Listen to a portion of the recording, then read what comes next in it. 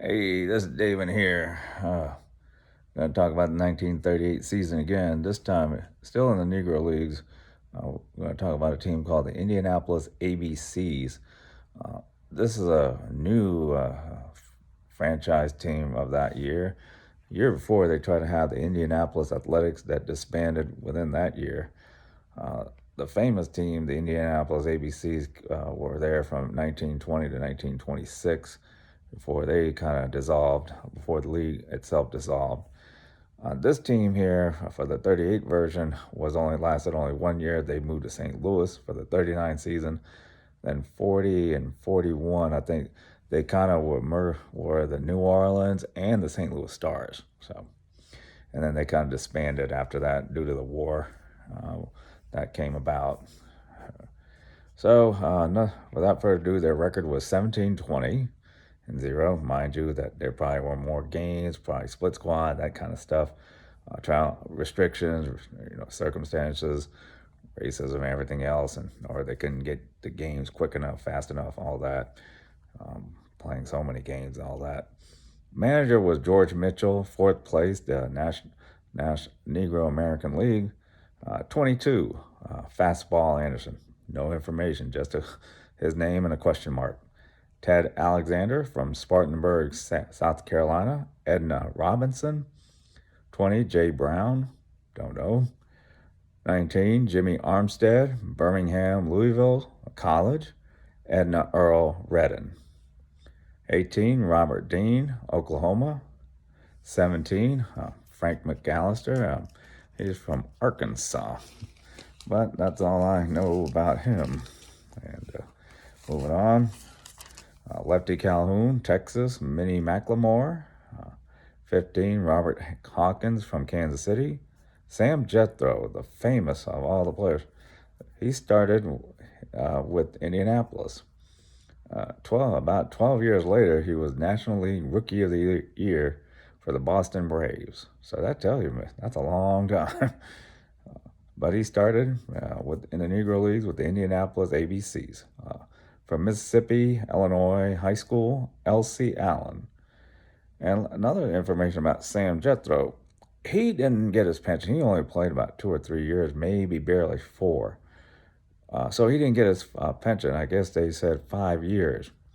Well, he went to the courts and said the only reason that he only played 4 years in the majors was due to discrimination, that the color barrier did not allow him to play 10 years or 5 years, however. So with that, I think the lawyers leaked it out to Carol Mosley Braun about this kind of discrepancy because other players were getting it. And they also, they were still technically, even though they served in the war, a lot of the major leaguers, and they only played 2 or 3 years, but because they served in the war, they would still get their pension because they were still considered employed. So there are a lot of cases like that.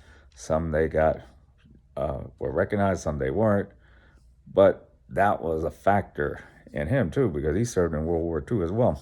So there you have it with Sam Jethro. Moving on to Charlie Hayes, question mark. 12, Clarence Mitchell, question mark. 11, Joe Scott, Kentucky, question mark. Harry Shepard, question mark. George Mitchell, Illinois. Bill Radford, Oklahoma. John Lyles, Missouri. Quincy Troop. Actually, his name is Troop, like in Troop County, Georgia. He's actually related to that Georgia, who was a big-time landowner, slave owner, too. So he's related to him. I think that's why they added, instead of just Troop, like T-R-O-U-P, he added two P's and E's. He also became a famous scout. He sang players like Vic Power and I think and Elston Howard as well. He was from Georgia, St. Louis, so he got a lot of the players from that St. Louis area. Without further ado, mentioning his wives, Dorothy Smith, Marilyn Donaldson, and Bessie Collins. So moving on to Bobby Robinson, Whistler, Alabama. 4 is Buddy Armour, Jackson, Mississippi. Obitus, Drusilla Forey, Francis L. Woods. Now, I put a blame, because I don't get a family search, a lot of those Jesus Latter-day Saints, they're not going to try get these types of players in their first family lives. Whereas Major Leagues, it was a lot easier. They had a lot of articles, a lot of volunteers who may have family or related to them who want to look it up and then put it on their family search. So